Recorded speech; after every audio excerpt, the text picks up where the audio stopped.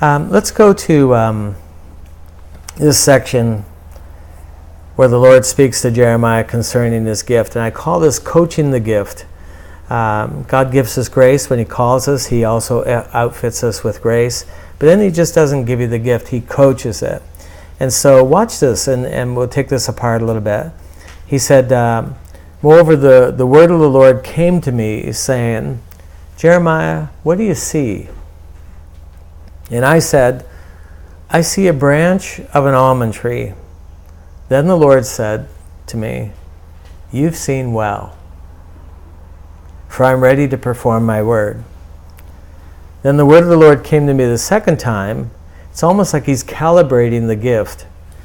And he says, what do you see? He said, well, I see a boiling pot and it's facing away from the north. And the Lord said, and he gives application, out of the north calamity shall break forth. And so it starts off a very simple thing. He sees a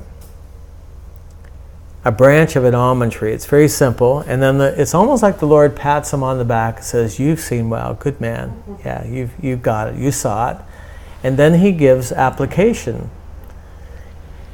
And then he goes through it again. He says, now what do you see? He says, well, I see this boiling pot. And it's facing away from the north. It's a little more detailed. It's a little more fine-tuned. And then he gives application. And this right here, what we're seeing is powerful for a number of reasons. One is that I've personally found the Lord's been just a tremendous support, a tremendous encouragement. He doesn't just give me a gift and then just walk away.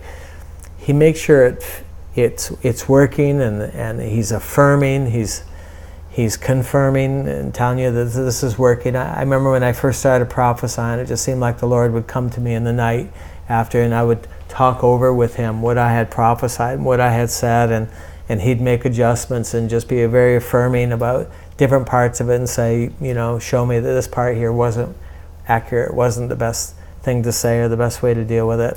And he just didn't just give me the gifts. He actually worked with me and was encouraging. And I love that about him. And Jeremiah's never done this before. And so the Lord doesn't just say, there, now you got it. Now you go off and I'll check in with you in a couple of years.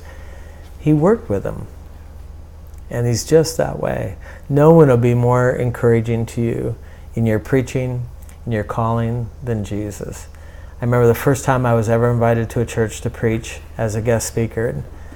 And I went back to my room and I said, Lord, what'd you think?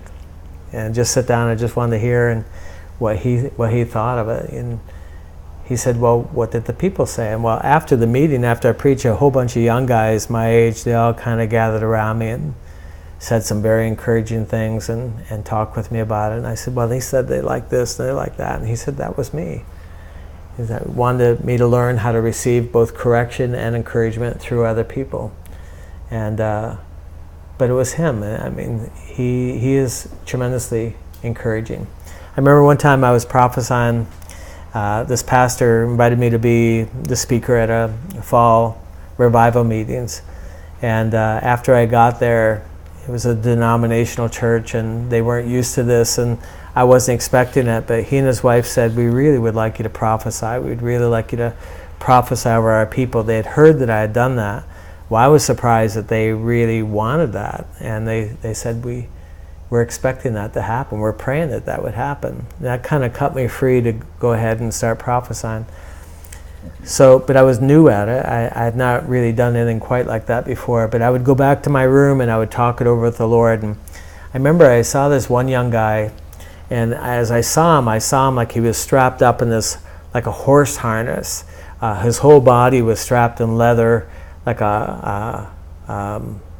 like you would take a crazy person and you'd strap him up.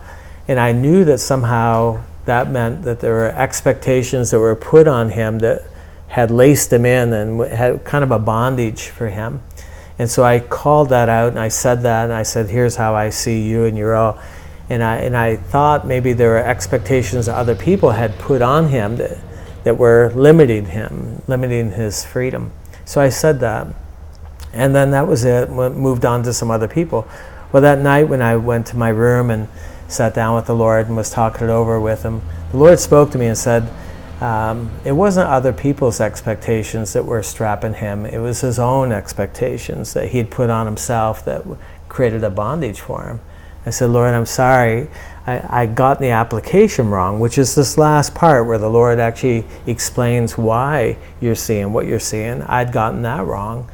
And so I said, Lord, would you send that young guy to my house? I was staying in a private home as a guest. I said, would you send him to my house in the morning, and I'll correct that. I'll tell him what you told me. And early in the morning, about 6 o'clock in the morning, I heard the crunch of gravel in the driveway as a car had slipped in my driveway. And I looked out, and it was the young guy. The Lord had sent him. And so I was able to go and set him free a little bit further. But I just thought, it's a working relationship with Jesus. It's not like you're out there on your own and you're expected to be able to manage this stuff. We're not good at it. It's something we're growing in. It's something we're learning. It's something that we're developing. But I know this, there's no one more encouraging.